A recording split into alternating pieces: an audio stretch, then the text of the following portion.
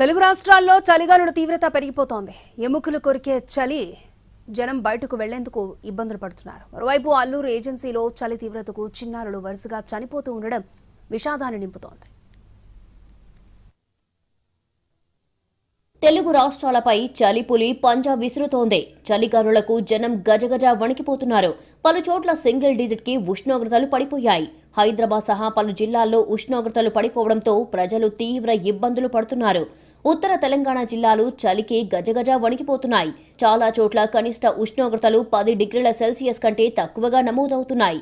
కొమరం భీం జిల్లాలో 7 డిగ్రీల సెల్సియస్, సంగారెడ్డి 7.1, ఆదిలాబాద్ 7.7, వికారాబాద్ 8.1, రంగారెడ్డి 8.2, సిరిసిల్ల 8.4, కామారెడ్డి 8.5, సిద్దిపేట 8.6, నిజామాబాద్ 8.9, జగిత్యాల 9, మెదక్ 9.3, నిర్మల్ 9.4, మహబూబ్ నగర్ జిల్లాలో 9.9 డిగ్రీల సెల్సియస్ ఉష్ణోగ్రతలు నమోదయ్యాయి.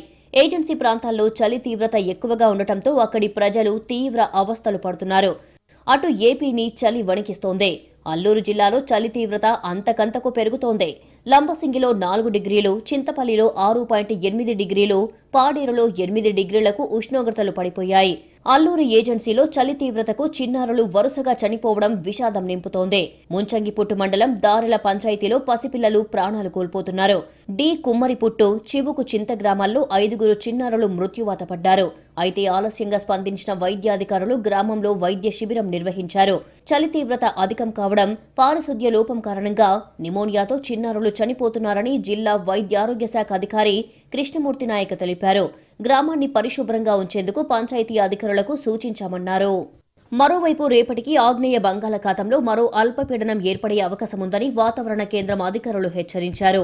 అల్పపీడనం ప్రభావంతో నవంబర్ 24 నుంచి 27 వరకు కోస్తా, రాయలసీమ జిల్లాల్లో అక్కడక్కడ మోస్తారు నుంచి భారీ వర్షాలు కురిసే అవకాశముందన్నారు.